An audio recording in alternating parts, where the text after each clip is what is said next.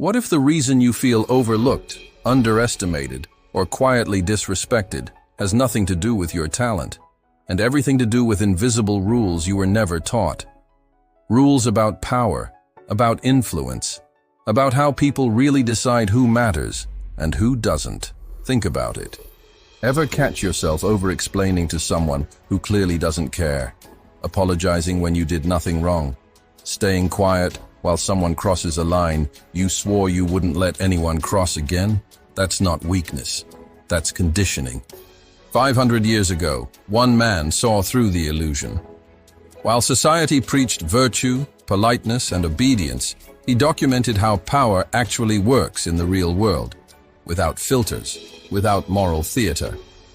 His ideas were uncomfortable, controversial, dangerous even, but they were honest. And once you see these principles, you can't unsee them. This video isn't about becoming ruthless. It's about becoming ungameable. Because the moment you stop playing by broken rules, everything changes. Before we go deeper, do me a favor. Tap, like if this topic already feels a little too real. Subscribe if you're serious about mastering psychology, power, and self-control. And comment below. Where are you watching from? Country, city, or even just the time? It's always cool to see how global this conversation is. Let's get into it together. You weren't born doubting yourself. You weren't born apologizing for taking up space. And you definitely weren't born afraid of disappointing people who don't lose a second of sleep disappointing you. That came later, quietly, subtly, through repetition, through reward and punishment disguised as being good. From a young age, you were taught that compliance equals safety, that being agreeable earns approval, that pushing back makes you difficult, ungrateful, or selfish. So you learned to soften your voice, to explain yourself preemptively, to read the room before you spoke, instead of trusting your own ground. None of this happened because you were weak. It happened because the system rewards predictability. Schools reward obedience. Families often reward peace over truth. Society praises humility, but quietly promotes those who know when to abandon it. Over time, this conditioning becomes invisible. You don't feel controlled. You feel normal.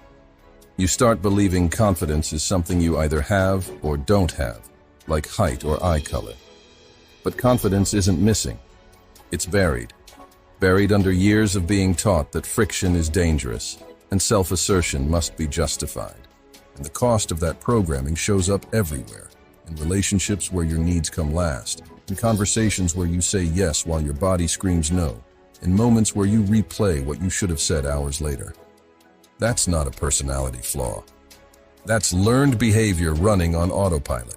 Here's the uncomfortable part most people never confront. This programming serves someone, but it doesn't serve you. A predictable person is easy to manage. A polite person is easy to ignore. A self-doubting person is easy to control without force. 5 centuries ago, Machiavelli observed something most people still resist today. The world does not run on the values it preaches. It runs on the behaviors it rewards. Power doesn't respond to intention. It responds to certainty. Influence doesn't come from being understood. It comes from being undeniable. And once you grasp that, the confusion lifts. You stop asking, "What's wrong with me?" and start asking, "Who benefited from me staying this way?" That question alone is destabilizing, in the best way. Because it shifts you from self-blame to self-awareness. You begin to notice the moments where your automatic responses kick in. The unnecessary apology, the over-explanation, the hesitation right before setting a boundary.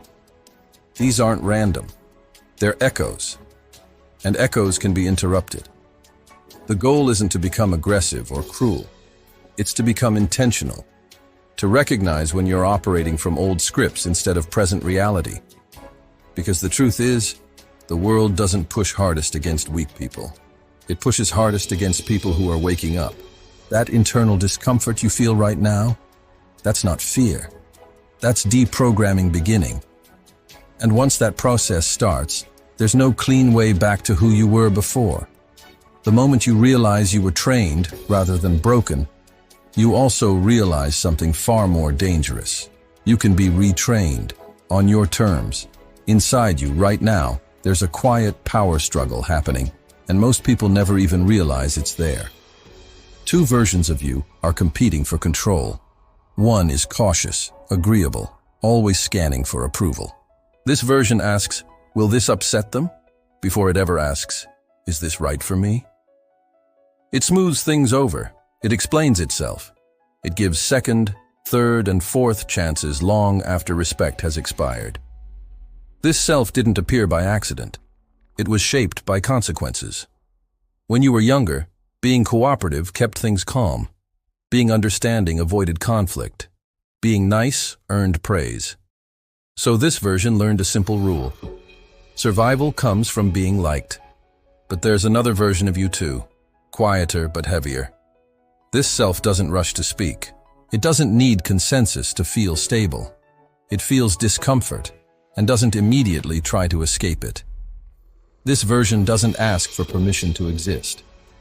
It expects respect, not because it demands it loudly, but because it doesn't negotiate its standards. Most people feel this self occasionally, right after they've been disrespected, or in moments when they finally say what they've been holding back. But then, they retreat. They apologize for it. They shrink it back down. And every time they do, the balance of power tilts toward the weaker self again. The shift begins when you stop thinking in terms of confidence and start thinking in terms of loyalty. Which version of you are you loyal to? The one that keeps the peace at your expense, or the one that protects your self-respect, even if it creates tension? Because here's the truth most people avoid. Every time you choose comfort over self-respect, you are training the wrong self to lead. The confident self doesn't grow through affirmations or hype. It grows through decisions, small, uncomfortable ones. Not explaining when you're challenged unfairly, not softening a boundary to make someone else comfortable, letting silence do the work instead of rushing to fix the moment. Machiavelli understood this internal dynamic long before psychology had language for it. He knew that a person who cannot govern themselves will always be governed by others, by their reactions, their fears, their need to be accepted. This isn't about becoming cold. It's about becoming selective. The confident self doesn't seek conflict, but it doesn't avoid it either.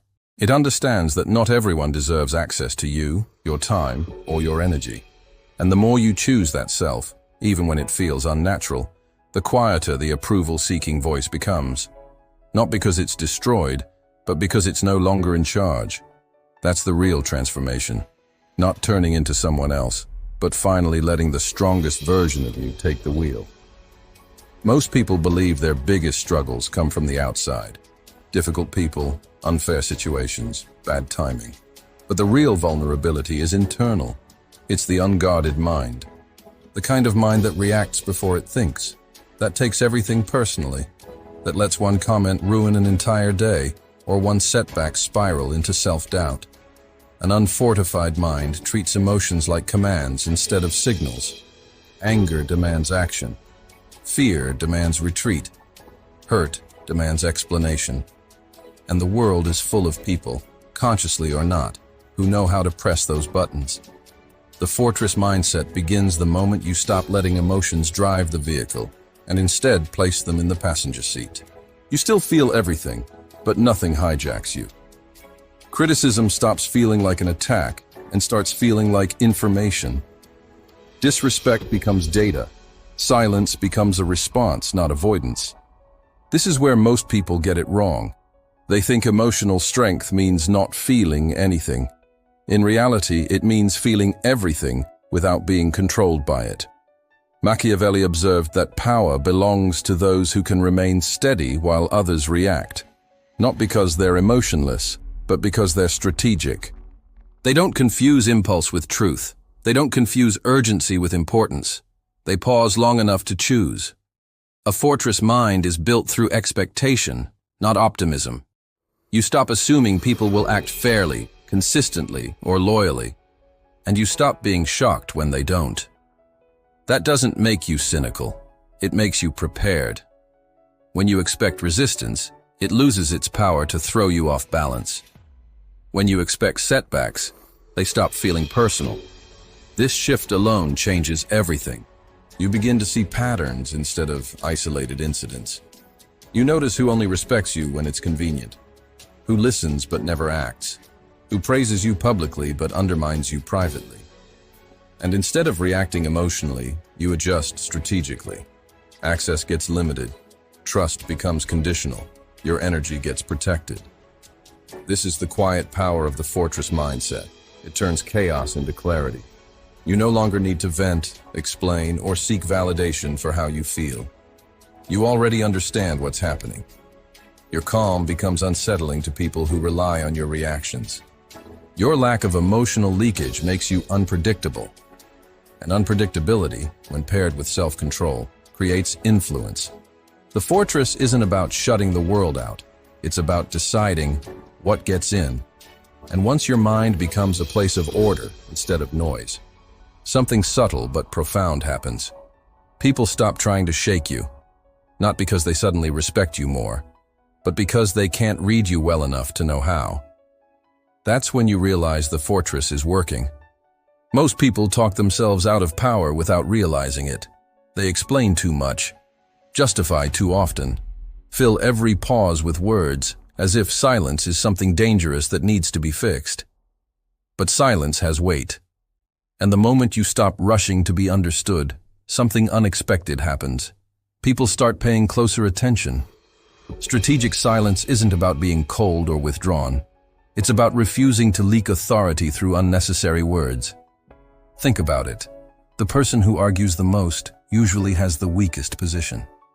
The one who over-explains is often unsure if their stance can stand on its own. When you explain yourself to someone who is already disrespecting you, you're subtly handing them power. You're saying, "You get to decide if my reasons are good enough." Influential people don't play that game. They don't rush to defend their boundaries. They don't argue with accusations designed to provoke emotion.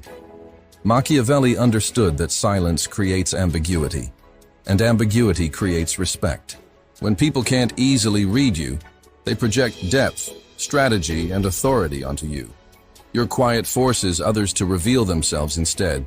They talk more, they overreach, they expose intentions you never had to ask about. Silence turns the spotlight outward.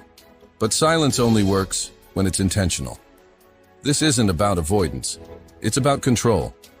When someone challenges you unfairly and you don't respond emotionally, it disrupts the dynamic. They expected defensiveness, they expected explanation, they expected noise. Instead, they get stillness, and stillness makes insecure people uncomfortable. It forces them to sit with their own behavior. This is why silence often escalates situations before it resolves them, because people push harder when their usual tactics stop working. That's not a sign you're doing it wrong. That's a sign it's working. The key is knowing when to speak. When you do speak, your words must be clean, minimal, and final. No filler. No emotional residue. No overclarifying. A short sentence delivered calmly carries more authority than a long speech soaked in justification. Silence also protects you. It keeps you from saying things you'll later wish you could take back.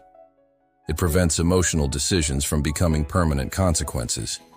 Over time, people learn that access to your thoughts isn't automatic. And when access is limited, value increases. You don't need to dominate conversations to dominate presence. Let others rush. Let them explain. Let them reveal their insecurity through noise. You'll notice something subtle shift.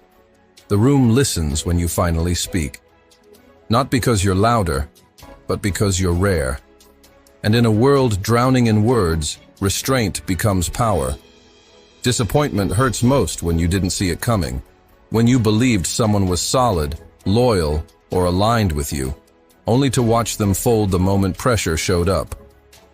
Most people treat disappointment like a personal failure, as if trusting the wrong person means they're naive or foolish.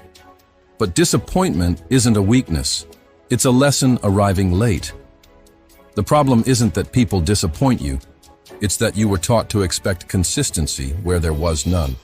Machiavelli observed that people are stable only when stability benefits them. When incentives change, behavior follows. Once you understand this, disappointment stops feeling like betrayal and starts feeling like information. It shows you who someone becomes when convenience disappears, who they are when loyalty costs something, who they are when there's nothing to gain. Most men break at this stage. They replay conversations, search for closure, or try to extract explanations that will never come. They turn disappointment inward and let it rot into bitterness. But that's wasted energy. Disappointment is clarity, if you're strong enough to accept it without emotional theatrics. The moment you stop romanticizing people, you start seeing them accurately. And accuracy is power. Disappointment teaches you where to place limits, not walls. Who deserves access, and who only deserves distance.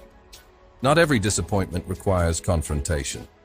Sometimes removal is the loudest response. Quietly adjusting your expectations, your proximity, and your dependence on someone is often far more effective than dramatic reactions. The strategic mind doesn't ask, "Why would they do this to me?" It asks, "What does this reveal?" And that shift changes everything. You stop bleeding energy over broken expectations and start reinvesting it into self-reliance. You build backup plans.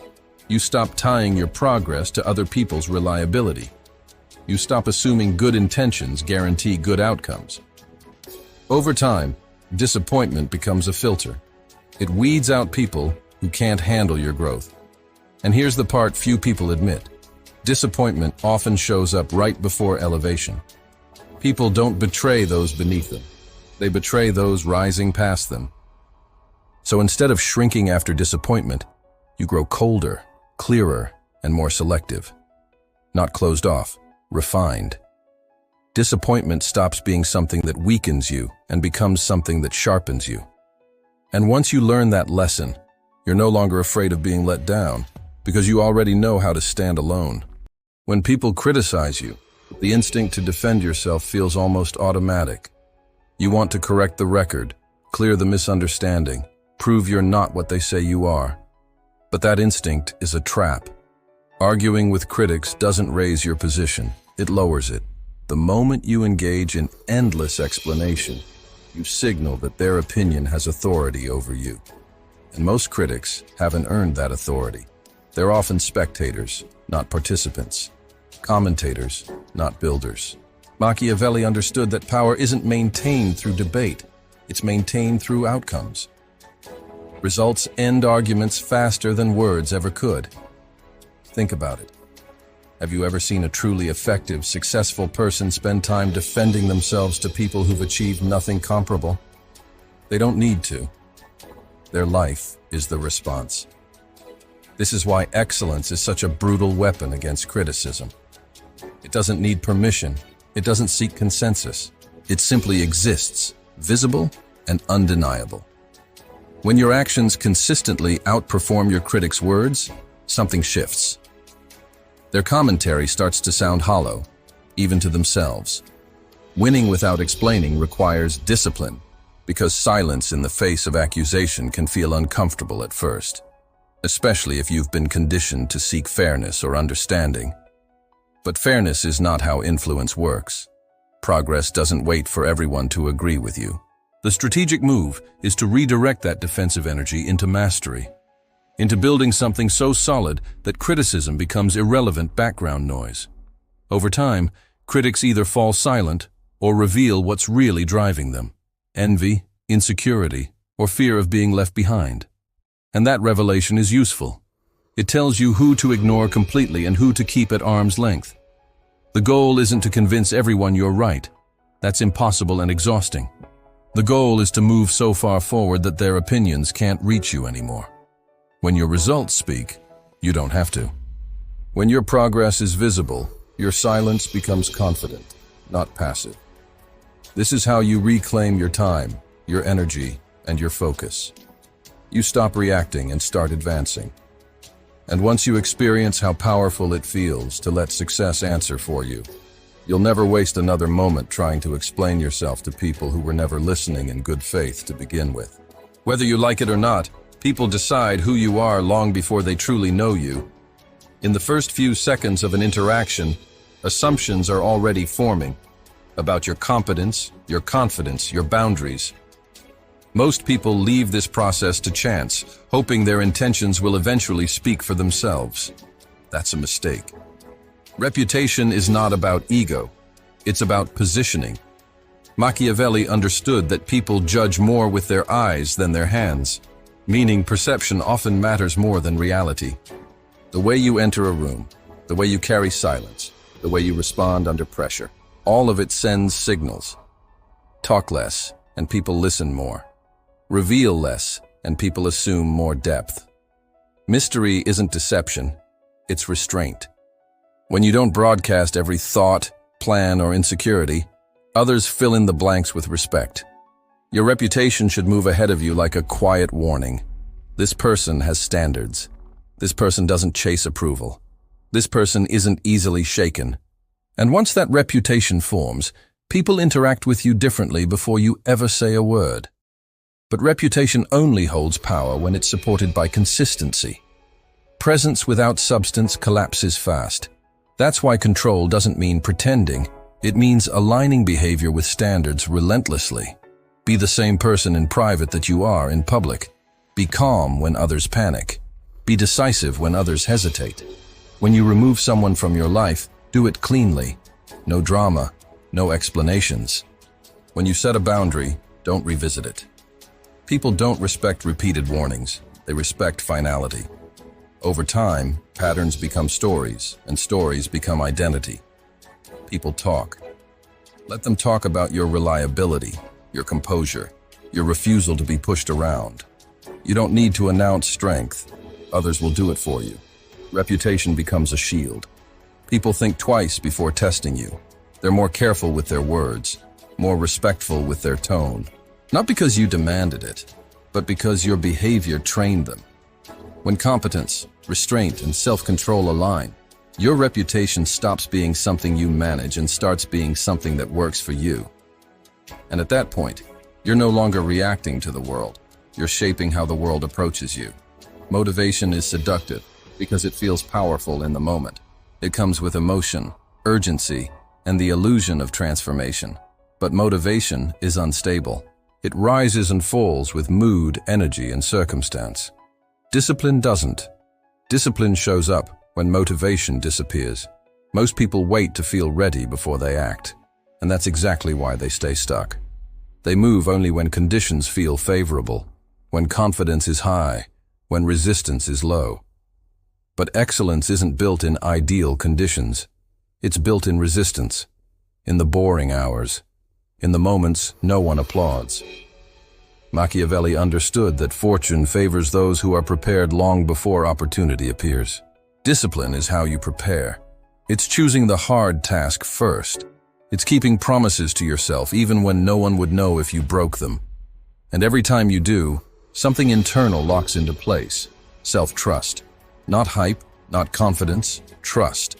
The kind that doesn't need reassurance because it's been proven through action. Discipline reshapes identity. You stop seeing yourself as someone who tries and start seeing yourself as someone who does. Comfort loses its grip because you no longer negotiate with impulses. You decide once, then execute. This is where most people fall off. They confuse discipline with punishment. But discipline isn't cruelty. It's respect for your future self. It's understanding that every small, uncomfortable action compounds. Waking up when you don't want to. Training when excuses feel convincing. Finishing what you start, even when the excitement is gone. These moments are invisible to others, but they're everything. They separate those who are dependable from those who are merely talented. Over time, disciplined people become dangerous, not because they're aggressive, but because they're consistent. While others hesitate, they move. While others wait for clarity, they create it. Motivation makes you feel powerful for a day. Discipline makes you powerful for a lifetime. And once discipline becomes your baseline, life stops feeling chaotic. You stop bargaining with yourself. You stop relying on emotional peaks. You become steady, reliable, unshakable. And that steadiness is what most people mistake for confidence, when in reality, It's just discipline doing its quiet work. Emotional independence is one of the most misunderstood forms of strength. People hear it and assume it means detachment, coldness, or isolation. It doesn't. Emotional independence simply means your internal state is no longer hostage to other people's moods, opinions, or reactions. Most people live in quiet dependency. They feel good when they're praised, unsettled when they're criticized, anxious when they're ignored. Their sense of self rises and falls based on external feedback. That's exhausting and dangerous, because anyone who can control your emotions can influence your behavior. Machiavelli understood this long before modern psychology. The person who needs approval can be steered. The person who fears rejection can be manipulated. Emotional independence begins when you stop outsourcing your worth. When you no longer need agreement to feel grounded. You still listen, still observe, still care, but you don't attach. Praise becomes information, not fuel. Criticism becomes noise, not threat. And disagreement no longer feels like a personal attack. It's just difference. This shift doesn't happen overnight. It's built through repeated moments of restraint. Not reacting immediately, not chasing reassurance, not trying to be understood by people who have already decided not to understand you. Over time, something stabilizes inside you. You stop feeling the urge to explain yourself. You stop feeling pressure to perform for acceptance. And ironically, this is when people start respecting you more. Because emotional independence reads as calm authority. It signals abundance. It says, I'm here by choice, not need. And need is what repels respect. The emotionally independent person can walk away without drama, can disagree without hostility, can stand alone without feeling abandoned. This doesn't make you distant. It makes your connections cleaner. You choose relationships based on alignment, not validation. You invest energy where it's reciprocated, not where it's extracted. And once you reach this state, manipulation stops working. Guilt trips fall flat. Silent treatment loses power. Provocation goes unanswered. You don't become unfeeling, you become unmovable. And that inner stability is what allows everything else to function. Discipline, silence, reputation, excellence. Emotional independence is the final internal upgrade before something bigger happens. Because once nothing external can destabilize you, the world loses its leverage. And that's when true freedom begins. This is where everything converges. Not in a dramatic explosion, but in a quiet, irreversible shift. Becoming unstoppable doesn't mean you dominate every room or win every battle. It means nothing external has the power to knock you off your center. Criticism no longer rattles you. Disappointment no longer surprises you. Pressure no longer scrambles your thinking. You've seen enough, endured enough, and mastered enough of yourself to remain steady while others fracture. This is the level most people never reach, because it requires responsibility without excuses. You stop blaming circumstances.